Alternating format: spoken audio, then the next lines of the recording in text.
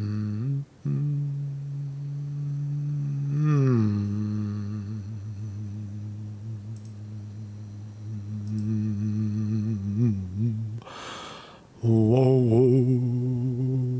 I think we're live. Is this thing working? Gotta get it check. Good morning. Good morning, world. Good morning, life. We are live. Good morning. Welcome, everybody. Welcome to the program. How you doing? Marcus Conde reporting on a old story that seems new again. Seems like everything's new right now. Have you noticed? Right? It's interesting when you spend years, I guess, focused on the good fight, which was, anti-vaccines and anti-censorship and treating people fairly and equitably, no wars, the things that ironically, the Republican Party now stands for in this forum. When all of those things transpire and all of them happen suddenly, it seems like almost like a letdown. Like, what are we fighting for again? Like, I don't even know. I'm going to revisit this story about Ashli Babbitt, the girl who got shot in the face at the Capitol on January 6th. Nobody really remembers that. And you don't realize that it was a black cop shooting a white woman in the face because he was scared. Things like that. It was an insurrection. It was a violent uprising, and sedition was at play. Maybe even treason. Right? It was an outside force pushing into the Capitol. Right? All those ridiculous things that people were forced to swallow. And now with the enter Donald J. Trump for the second time, a lot of these issues are going to go bye-bye. They're going to go the way of the dodo bird, because nobody, well, not nobody, but most of the country never believed there was an insurrection on January 6th, but there was plenty of insurrections around the country, if you want to call them that. The George Floyd riots, the non-stop breaking and bashing and vile racism, pointed at white people right around the time of 2020. And so it does look like we're coming out of the fog a little bit, and that is a testament, I would say. God bless America. You may disagree with that, but the two-party system, the system as it is, we call it a two-party system. The system as it is has a mechanism, right, to, pretty much stop disbalance, right? When things go too far to one side, like too far left or too far right, there's a mechanism we have in America that it's called an election. I don't know if people really agree that they're fair, but we do have this ability to shift gears and go the other way towards center. And right now, I would say we're still, politics of the time, not even a month ago, were extreme left. And now they're moving towards 3/4 left and almost in the middle. And soon, within the year, by the time Trump steps into the office, the country will be 3/4 right. Because right makes might, or might makes right, one or the other. Pick one. But good morning, everybody. So we're going to talk about this woman. Her name is Ashli Babbitt, and she was one of many people who showed up to the Capitol on January 6, 2020, to voice their opinion about election fraud. Elections may not be what they expected them to be. And the president of the United States at the time, Donald J. Trump, was clearly and unequivocally communicating that these elections were not on the up and up. And these brave folks, rose to the challenge and showed up. And Ashli Babbitt got shot in the face, or shot in the neck, right? I mean, we're going to see that video again. But what I'm trying to point out is that when it happened, there was one thing. This was a violent rioter, She's fucking 5'2" woman. She's a violent rioter climbing through a window. Right? That was her crime, by the way. She didn't have a gun. She didn't have a weapon. She crawled through a window, and the nervous fat black cop shot her in the face. While there were cops all around, there were guns everywhere. Right? On both sides of that door that Ashli Babbitt tried to crawl through the window of. There was a broken door. We'll see it in the video, but there's plenty of police on both sides of that door. All of them armed, but why did Ashli Babbitt get shot in the face? Right, we want to know. Right, was it this? I always said, if you roll the tape back, and maybe I'll start doing that, rolling the tape back.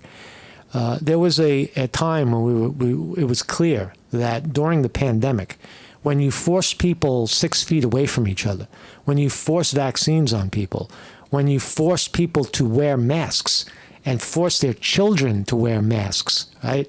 And all this hysteria surrounding germs, right? When you do this and you isolate people, isolate, self-isolation, self-confinement, self-quarantine, right? When you start doing that to people and telling them that it's good, they come out of that hole broken or very dark.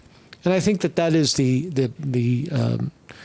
I think that's the case right now for the left. A lot of people who swallowed the pandemic nonsense are still thinking of themselves as somewhat awake. Like I'm awake. I woke up to the reality of things. But what you really woke up to is a disorientation, a disreality, a reality to things that are only in your head and not in reality. So that's what I'm going to try to talk about. Good morning, everybody. Roger Hupp from the great nation of Holland. Good morning, Roger. Weevil Girl in the house. Colossal Bigfoot is here. Deborah Q is here as well. Christian Defender, my brother. Cass Philly Camden, my brother from Philadelphia, or above Philadelphia. Good morning, everybody. How you doing? Give yourself a round of applause. So thank you all for joining me, and happy Thanksgiving. Tomorrow's Thanksgiving. I'm not going to do a show tomorrow because I'm running a 5K race at 9 a.m., exactly 9 a.m.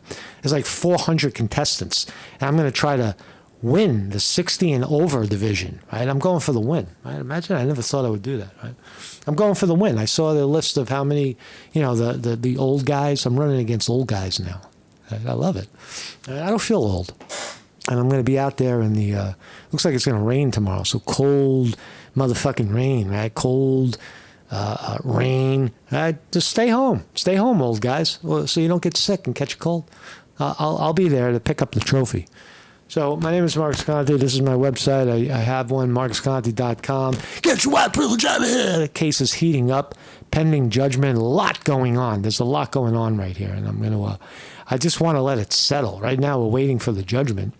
The good judge in this case is contemplating it. Is now deciding on it, and there'll be a written opinion very, very soon, and we'll know for sure what the outcome of this is. It does seem pretty straightforward, and it plays into all the things we're talking about. The insanity of the excuse me. The insanity of the pandemic, being at hospitals with.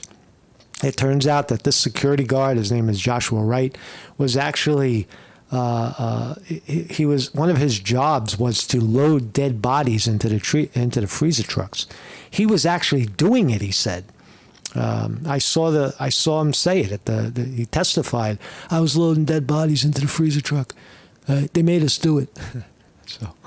So that kind of stuff was a very profound case, right? So was he under pressure? Does that justify, kicking a white reporter off the premises with, get your white privilege out of here? Right? It's a pressure cooker, right? He was in the pressure cooker, like many other people. Is he a racist? Yeah, he is a racist. There's no doubt about it. The truth came out in a moment of, fucking chaos, right? Chaos, and then truth comes flying out of people's mouths. So let's start here with this fascinating report. This is the subway, New York City subway, And two strap hangers are sitting face to face. Black man looks like a little fat Jewish guy in front of him. Let's watch.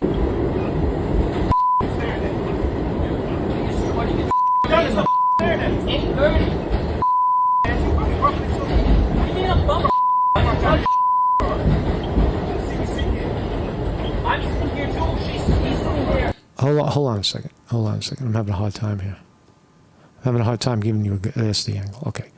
So again, two people sitting on the subway, right? And watch what happens. It's ugly. Guy. One of them gets punched in the face. Watch this.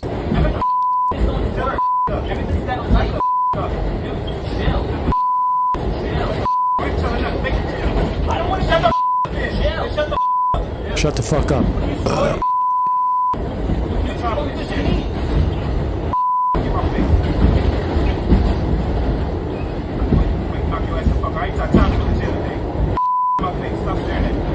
Stop staring. Oh, there you go. Oh, there you go. Let's watch it again. Let's watch it. Boom. Oh, man. Boom, bang, boom. So there he is. Wow. Right? The guy was the guy who got punched in the face. He was guilty of staring at him. Right? Right? I don't know what the fight was about, but that's the state of things, right? You're on the subway and people are fucking so angry and so distant from one another. They can't even have a decent conversation, right? It's this whole pandemic nonsense. But again, black man smacking a white guy in the face, it's just by chance. Here's another one. This is a oldie but a goodie. Criminal grabs officer's gun. Black guy, white cop. Watch. There's a white cop. That's why he's doing it. Watch. This is good, watch. He's obviously incarcerated. You see him eyeing the gun. Watch. Watch what happens.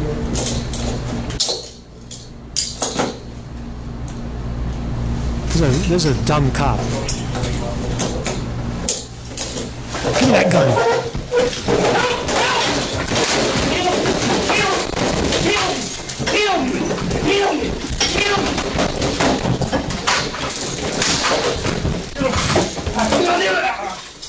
Fucking piece of shit. God damn it. You fucking piece of shit. Yeah, I'm good. You couldn't get it. You guys alright? Yeah. Knocked him unconscious, man. Oh shit. Right. He's a good criminal, right? He's a good guy, right? He doesn't deserve that. That's police brutality. So let's revisit. Let's go back to that noble day, January 6th, and we'll play it out. Right. This is what was happening outside of the Capitol. We've all seen it many times. I've seen 8,000 angles of it. Now Spanish media putting out some good coverage. Check this out.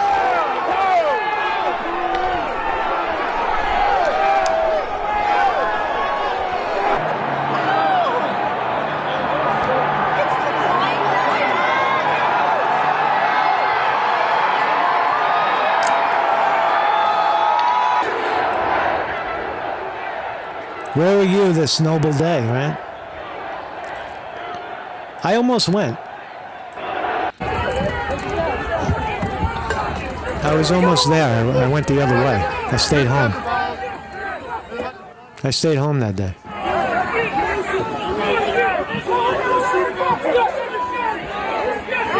Let's go ahead a bit.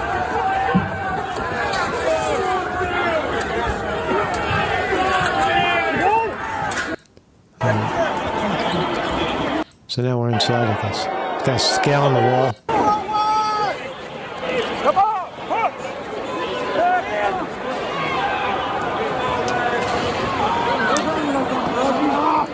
Again, I definitely qualifies as a riot, but you notice nobody broke anything except the doors to get in. All the beautiful art was preserved. Nobody went near it. Nobody dared break anything. These were respectable people. They weren't there clearly to damage the Capitol, but they were there to voice their opinion to Congress, which is your American right to do. Here they are on the Congress steps. Oh, look at AOC. Oh, they're hiding. Look at these fucking cowards.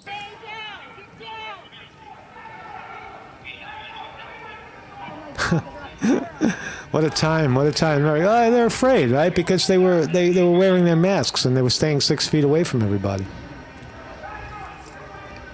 It was the height of the pandemic, and then this happened. A lot happened in those years. Right? 2020 was a flashpoint. So was 2016, but yeah, 1 second. but looking back on it, so there they go, peacefully. Look at the insurrection, right? Can anybody show me if that was Antifa? They would have flipped over every table. They would have broke every chair. National Guard comes in.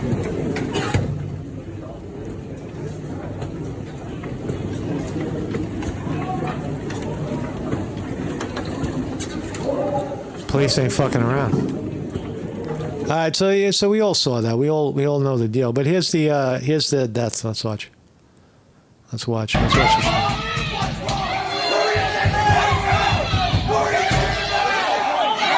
All right, so these are the moments before. This is the isolated Ashli Babbitt shooting. Look how many cops. There's a cop here. There's a cop here. There's police all over the place on both sides of the door. And some wacko from the other side, some nervous cop shoots Ashli in the face.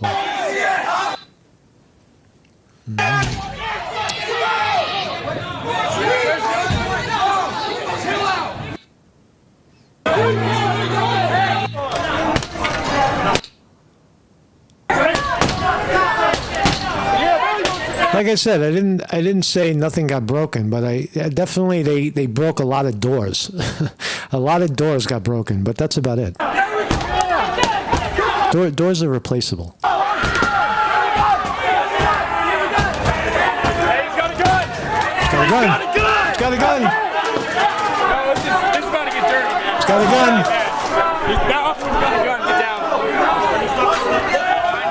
down. Boom, right there. Right there. All right, so what happened? What happened in that video? I can tell you what happened. Ashli Babbitt tries to crawl through the window. Let's get a better angle. Here's a better angle. Watch. There's the gun. Right? There's the gun right there. Boom.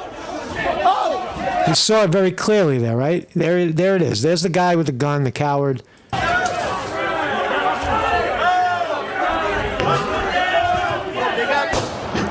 And he shoots the girl who's crawling through the window. Shots fired! Shots fired! Did that necessitate using deadly force? A 5'2" girl crawling through a window? And there she is. She's out, dead. Look at all the guns. Look at all the guns. All right, look at all the guns. Why did that cop shoot this girl? Why'd she do it? Why did he do it?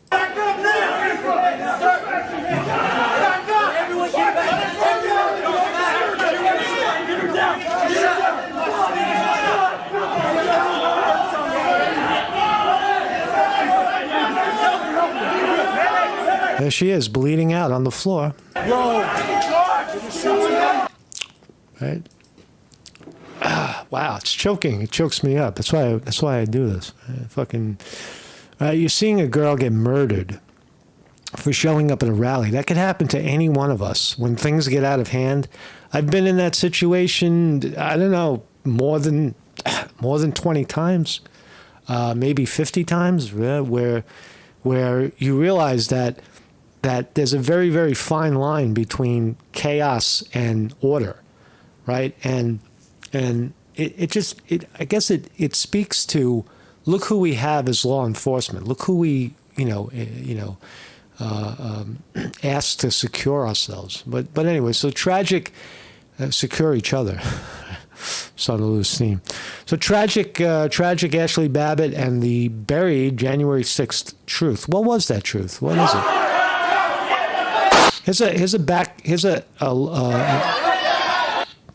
Here's an angle from the back, right? Here's an angle from a little further back, and you could see what's happening up front. Let's look at it again. So there it is. It looks like at this point the police that were there did clear out a little bit. They weren't on the door. And there's the shot. Right? She tried to crawl through this window over here. Right? And where would she have gotten? You know, how far would she have gotten?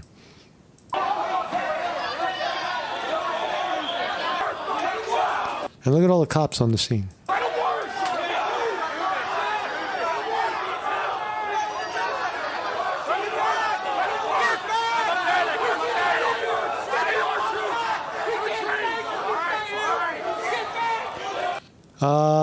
Roger Hop says, "Where's the blood?" There's definitely blood. Who said, "Is there blood?" Nobody.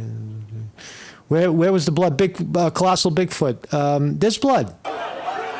You can see the blood coming out of her mouth. I mean, you can't see the floor, and I'm sure the police stuck something under her head so it wouldn't be laying on the brick, the marble floor. Get back!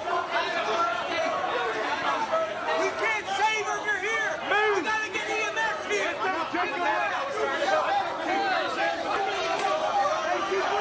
There's your blood. There's the blood. There's the cop holding his hand on the blood hole to make him not bleed out.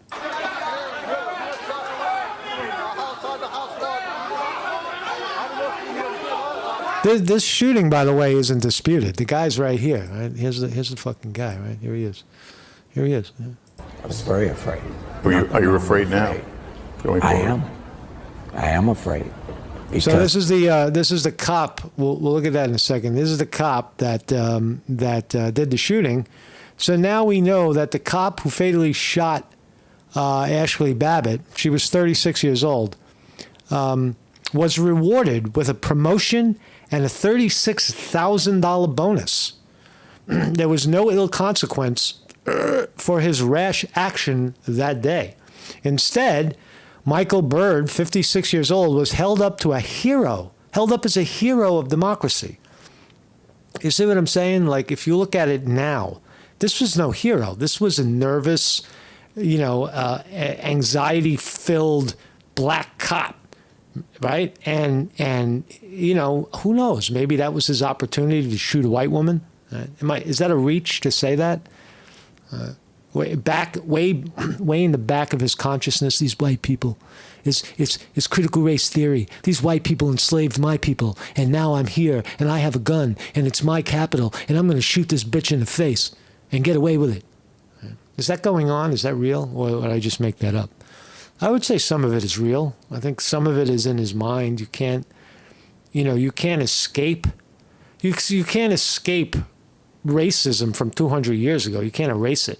And it's been harbored for all of these years leading up to now. So you have people walking around with this, idea that these white people over here are inherently evil and systemically racist and want to fucking kill us. And that's their belief. So they encounter a white person, and like the guy who just smacked the Jew with a big mouth on the train, just smacked his glasses off. That's what's going on. So 3 entries in the Byrd's internal affairs letters were missing. So a lot of his actions got scrubbed from the official record, it seems, the cop. Let's go back to the cop. Because I know there's people that disagree with my actions on January the 6th. But I hope they understand I did my job. And there was imminent threats and danger to the members of Congress. In the chaotic minutes before Lieutenant Michael Byrd shot and killed rioter Ashli Babbitt, a cascade of alarming messages crackled through his police radio. This is a 3-year-old report right now. I'd like to get him up there now and put him on Fox. Why'd you shoot the white woman? Why? It's for help. And, officer down and screaming as they're being assaulted. This video from inside the House chamber captures Byrd instructing members of Congress to don gas masks. We had the disbursement of tear gas in the rotunda. Then, instructions to prepare for the worst. I'd ask them to remove their pins, to remove their jackets, to look like staff as much as possible, and to seek shelter by staying down below their chairs. Is this before or after he shot the girl in the face? I wonder. Soon, a horde of demonstrators stormed up the stairs to the House So it was before that. chamber.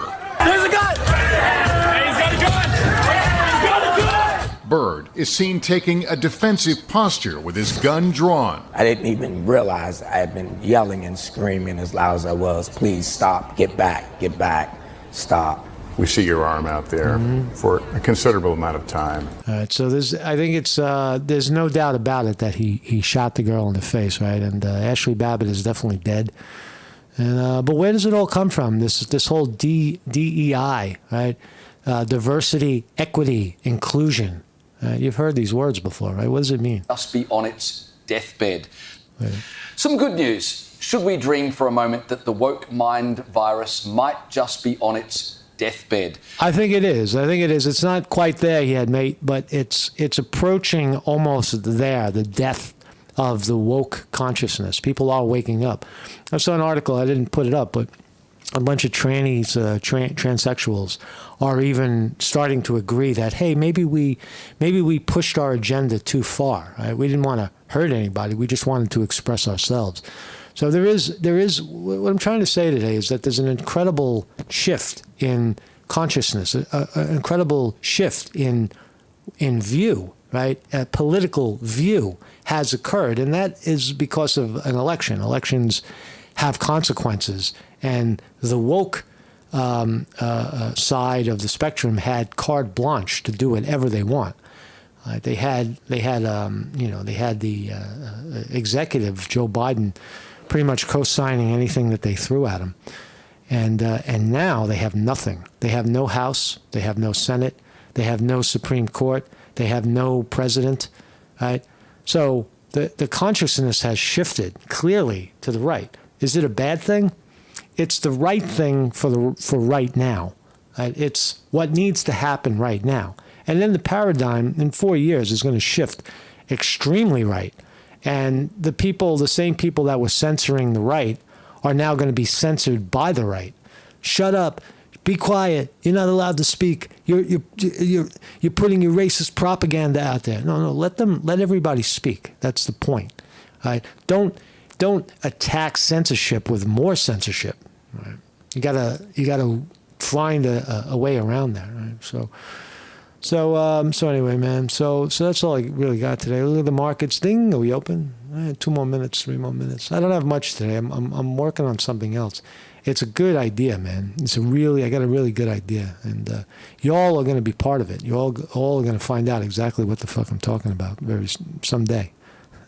I got a bit of time before I spill the beans on this idea, but anyway, it looks like a feature film. It looks like a documentary, and it's looking pretty good. It's a good idea. I just spilled the beans. I spilled my own beans. What's he working on? What is Conti talking about? So markets are poised to open up. You got to wait a few minutes. Trump's stock is going to open up 8 cents. The Nasdaq is slated to. The Nasdaq's going to open up big. Nasdaq is. Is the market even open today? I don't know if it's open today. Tuesday, day before Thanksgiving. Yeah, it's open. It's open. Anyway, so fuck you, markets. Fuck you, stock market. Drop dead. I don't care about you anymore. I don't care about you, stock market. Go away. So have a great day, everybody. Have a wonderful Thanksgiving if turkey is your thing. For me, I pardon a turkey. I'd like to go to see a real turkey and say hello and thank him for his life and for his presence. And I'll be eating tofu and good vegetables, right? Get some really good garlic right now. Garlic and mashed potatoes. The sweet potatoes are awesome right now. I'm getting was getting the Brussels sprouts from the farmer market, big Brussels sprouts. And it's good food, man. So enjoy yourself, and wish me luck tomorrow. I'll be doing a 5K race at 9 a.m. Ding, go. I have 400 people in the race. I'm going to fucking get in front of every one of those old motherfuckers. And next week, I'll show you my trophy, right? I got a big trophy for that shit. Marcus Conte reporting.